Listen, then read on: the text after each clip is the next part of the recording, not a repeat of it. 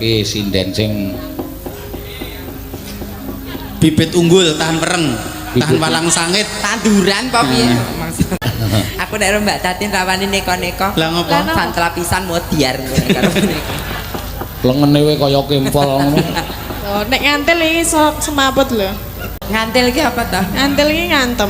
oh Nonyo. Nonyo. Nonyo. ngantil Bidi iki beda. Bidi. Mang sawang niku nek pawakan kok kaya ngono kuwi lho. Iya. Wis Lah napa tah? takon nyuda mangan ya anggere kancane nyinden dheke ngemil. Ya kacang sak piring isih njupuk ngene kancane. Lah iya mulane ya saya njebluk iya ki nanti mburi barang tukul iki piye kuwi. tukul napa lho Rono sik aja ngantek berita bohong lho. Oh ya ding tukul Apa? tukul Tukul? tenan. Endi ta aku ora kerasa lho. Suwe-suwe kok Tukul apa to, Mbak? Mbak Tatin ki sik kok kaya bagor brand ya Lek Wah, lah ngapa? Bakul apa, Mbak? Bagol brand. bagor brand Apa kuwi? ora ngerti to Ora ngerti. pakan sapi kae lho Oh, soalnya makan sapi lah, sapine bagore teneh dokah. Aku krunguku bakul brand Bul Bagor to. Oh, nggih bener niku. Heeh. Ini setuju saya menggaris bawahi. Iya. Ngapa? Iya, ayo kaya ngono kok. Iya. Ijek Ya pinter nek aku. ana aku ya piye, engko nek do cilik kabeh ya piye? Kudune ya ana cilik ana gedhe.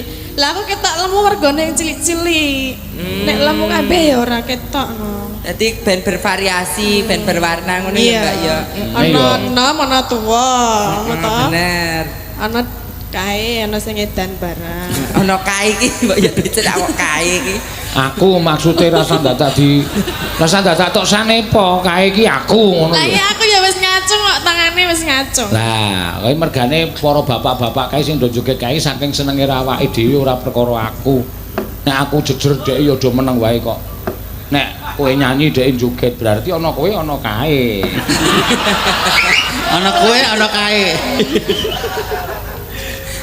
Mbak Tatin harusnya terima kasih karo aku. Lah napa? Setiap do nonton streaming, Mbak Tatin wong koyo ngono polatane buket, ngono suka wong galak. Mbak niku hanya mimik mukanya. Mbak Tatin itu wongnya ora galak, aku ngono ki hanya mimik mukanya saja. Apa mimik muka? Maksudnya hanya apa ya ekspresi wajahnya ketoke galak. Mbak Tatin ora galak, kaki ganas aku. Niku pancen wis ora ming sampeyan kok kula niku ngari sok di WA. Nggih. Di foto screenshot terus ditanda panah ngono. Anjing. Sinden semuanya ketawa kok ini enggak. Wah, aku yo muni ini bukan sinden kok ini Banaspati ya. Lah nek ora lucu kok kon guyu ya engko Aku jenenge ra menghargai kudu ketawa kok iya. Lah nek jenengan ra lucu aku kon guyu ya emoh. Nah, aku saking suwene melu aku kok. Dadi kelelucon kuwi wis tak cekel kabeh, wis kulino kabeh.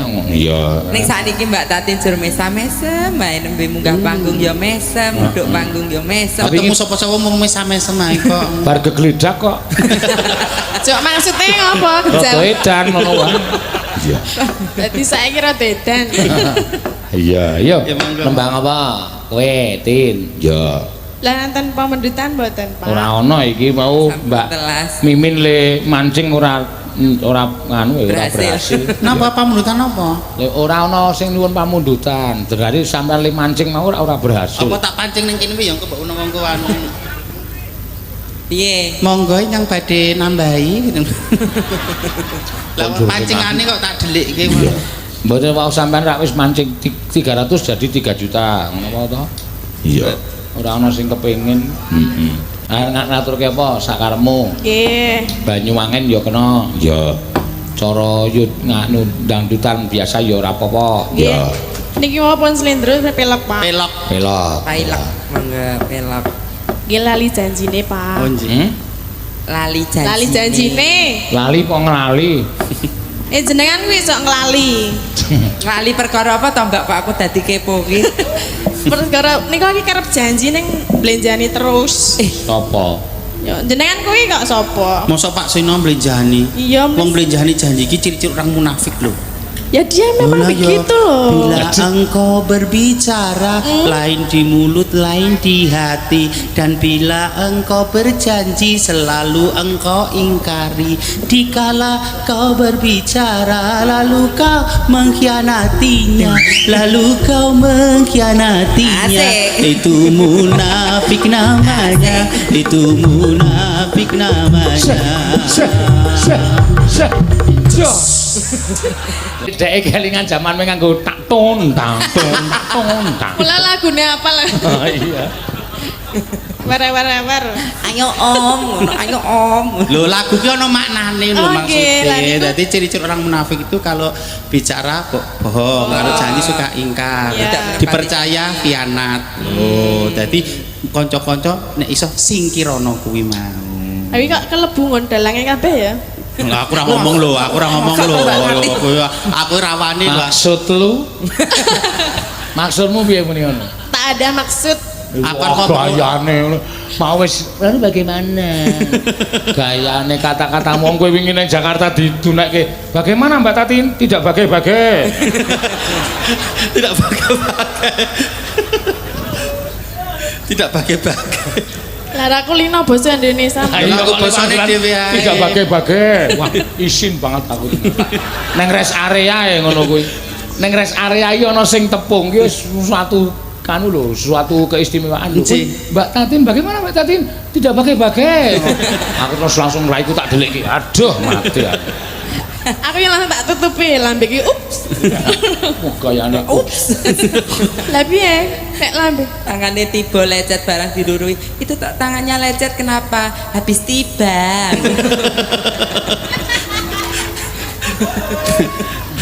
Nek pengalaman ngono ki akeh kok dalange yo. Habis tiba. ayo. Aku saking goblok. Pripun? Iya. Nang Jakarta medun nang rest area wis mlebu Cikampek ya Nggih, tuku nggih. tuku panganan ya tumbas. Piye to iki aku? Kocak cilik. Tumbe. Lali soalnya lali. Rumangsane nang kene ngono. Nggih. Lali wis bola-bali. Mulane nek dhek medun aku trimo lunga ya kata-katane mesti ndesit banget e. Ora wae gene iki yang ngetutke terus. Wah, ya mergo tak ndak ilang. Semono kok ilang. Loh, wingi aku ilang tenan lho, Pak. Nendi? Gendene tak Pas aku pipis kae. Oh. Anu bisa tuku apa kae jenenge? Ya bisa tak kon pindah. Lah iya, tapi dah kok ramong. Lah iki aku metu saka toilet lho, bisa. Aku ki le pindah ki sok omong nek wis muni wis muntruk. Aku mesti pindah. Gila. jelek jijiki.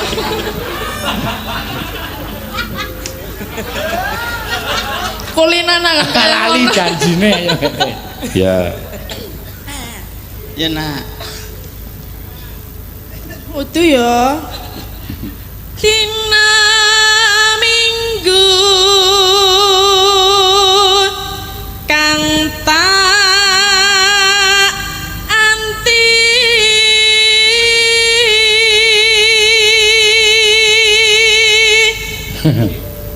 Ngenten apa? Pak guyang-guyang ngopo?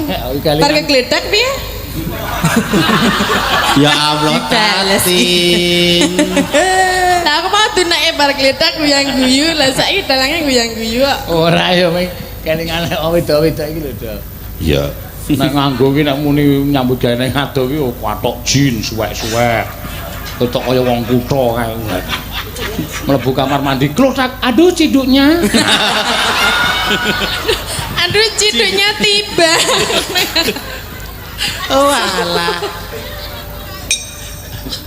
Mulai pengalaman ki ya guru yang paling berharga, pengalaman yang kono dijiko apik ngono kuwi. Empan-papan. Nah. Aku tau ngerti, Rung.